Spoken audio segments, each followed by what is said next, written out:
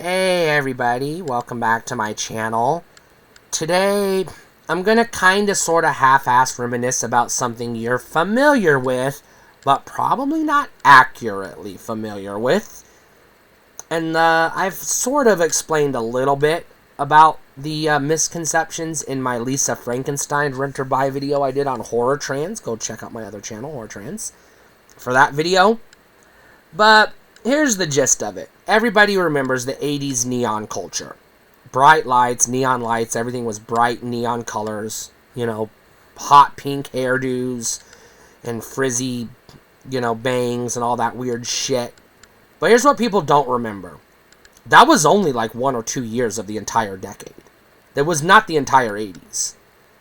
The first 3 years of the 80s, you couldn't tell apart from the 70s. You could look at movies that were made in 1980 to 82, and you could be told that those movies were made in 74, and you would probably believe it. The first couple of years of the 80s were very fucking boring. Just like how the first couple of years of the 90s were grunge, and Jesus Christ, can we just please forget grunge ever happened? For God's sake. I hyperventilate every time I talk about grunge. I hate it. I had to live through it. It was miserable. Anyways, the mid-80s was your punk era. This was when everything was jean jackets and leather jackets and the so-called members-only jackets that you saw on music videos and in TV. You know, those weird leather jackets with a little strap on the shoulder, and they said members only. That was a popular thing in the mid-80s. This would have been 84, 85, 86, around that period. The neon era, the bright neon greens and the hot pinks and the frizzy hair and the frizzy skirts and the parachute pants and all that weird shit, that was like 88, late 87, most of 88, and it started to fizzle out by 89. That was only like maybe a year and a half to 2 years of the entire 10-year decade. But for whatever reason, that's all anybody remembers of the 80s. Even though it was literally the fucking tail end of the decade. You can go back and watch movies to prove this. Without even talking, just movies. You can go watch Pretty in the Pink or The Breakfast Club. Made earlier in the decade. There's no hot pink in either of those movies. And the movie's called Pretty in Pink. And it has nothing to do with the hot pink neon culture. It's just called Pretty in Pink because she's a girl and girls wear pink. Because the guy who made it was sexist, I guess. I don't know.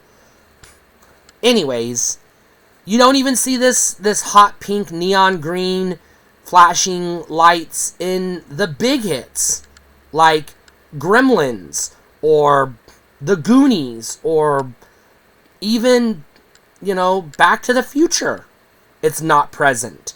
You have a little bit of it, kind of, in Back to the Future Part 2, which again came later in the decade, which was sort of exaggerating the stuff that was happening at the time, and projecting it into the alleged mythical future that they were imagining. But that was really it. There were not a lot of movies with that hot pink, neon green, frizzy hair, pink poodle skirt that everybody remembers. Because that was such a short period of the decade. Yet, for whatever reason, whenever people think of the 80s, that's the image that pops in their head. And I'm here to tell you that was not the 80s. I mean, yes, it was. And when it hit hard. You're absolutely right. When it hit, it was fucking everywhere. But it was only everywhere for about 9 months, and then it faded away. And it was firmly replaced, rather quickly, with torn jeans and jean jackets and scruffy t-shirts that had holes in them, because that was the style in 89, for whatever reason. The hot pinks and the neons and stuff made a resurgence in the 90s, but nobody remembers the neon 90s, even though the 90s were more...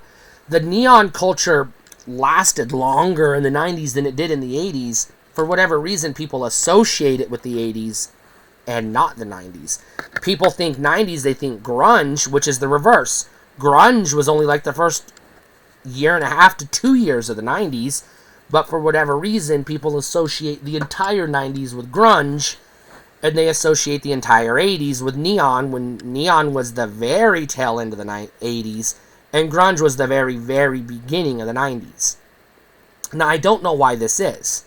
I know some of the reason why we have this association of the neon culture with the 80s is partially because of VH1's I Love the 80s program, as well as a lot of younger YouTubers who were not alive in the 80s recreating 80s fonts and 80s special effects and things like that in their, quote, retro YouTube videos, their gaming videos when they talk about Nintendo games. Because, yes, the NES came on the scene in the late 80s, people forget this, and would have been a part of the neon culture. Absolutely, so it is appropriate if you're going to be reviewing, I don't know, a Nintendo game made in 1987 to use the neon font, because 1987 is the year the neon font was popular in MTV and pop culture, but it wasn't popular in 83, 84, 85, or 86. Didn't exist. It was, like, out there, sure, in some places, but it wasn't, like, you know, the norm. We weren't saturated with it yet. That came later. A lot of people also forget that the Nintendo Entertainment System, while it was technically introduced in October, November, December of 85, it was only introduced in 85 in very limited markets. 86 was the ramp-up year. You know, the year of the black box games. You know, Clue Land, Excite Bike, etc. 87 is the year most people remember when they think of NES. 87, 88 is when you think of the games from the NES, Contra, Ninja Turtles, Mega Man 2, Castlevania, Metroid, etc. Those games all came out later. Those were all later. Those were 87, 88, 89 games. Everybody remembers Super Mario Bros. 3 as this big staple of the 80s era Nintendo. The game came out in the summer of 1990. It didn't exist in the 80s. There was no Super Mario Bros. 3 in the 80s.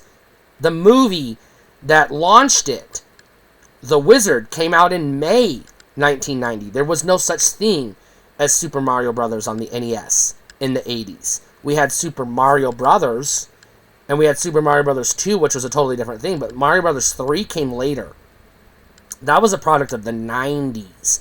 A lot of people forget that the vast majority of the NES, what we remember of the NES, was 88, 89, 90, 91.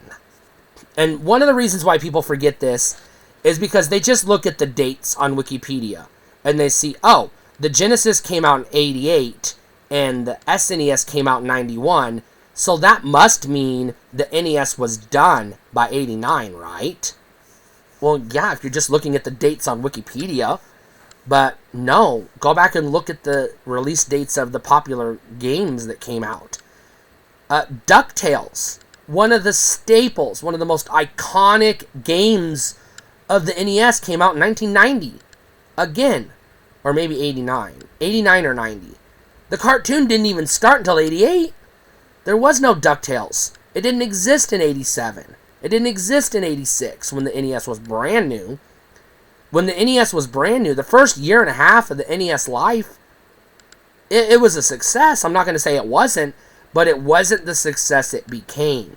That first year and a half was the build-up, the ramp-up. It didn't become a solid hit, a mega part of our regular pop culture until 87, 88. And by then, yes, the neon culture was firmly planted for a brief period before it fizzled out. And like I said, we had a resurgence in the neon stuff in the 90s. Especially with the continued popularity of Teenage Mutant Ninja Turtles, who were probably the most iconic of the neon era pop culture offerings. But go back and look at G.I. Joe. Go back and look at Transformers, Rainbow Bright, Masters of the Universe. There was no frizzy hair.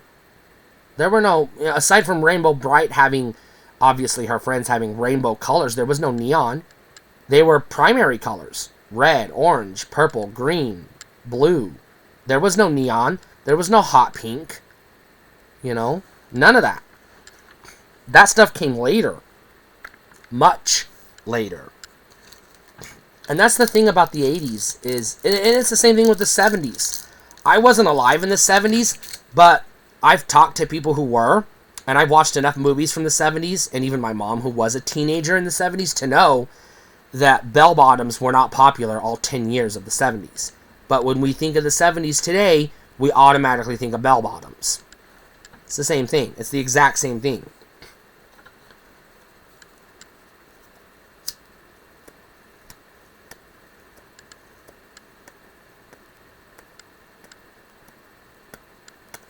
If you really want to get an idea of how teenagers dressed in 1985 or 86, don't watch movies that were made in 2007 or later.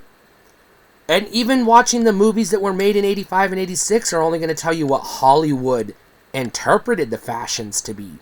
If you want to know what the actual fashions were, you have to go look at your local Kmart, Sears, Macy's catalogs that were published that year. You have to look at yearbooks of how teenagers actually dressed that year. Local newspapers taking pictures of kids in their natural habitat, being kids, regular kids. Not posing for pictures or dressing up for, photo shoots, etc.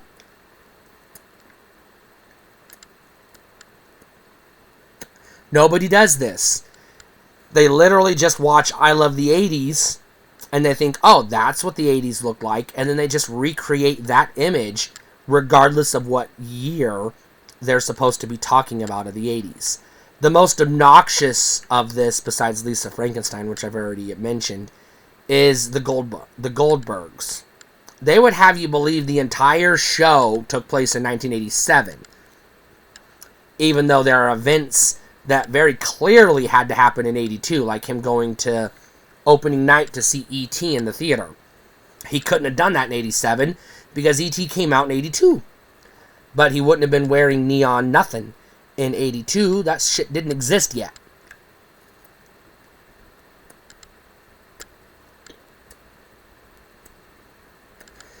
Now, the punk culture, the leather with the studs and the spiky hair and the mohawks and everything, again, was really only popular for like 2 or 3 years out of the decade. It did exist.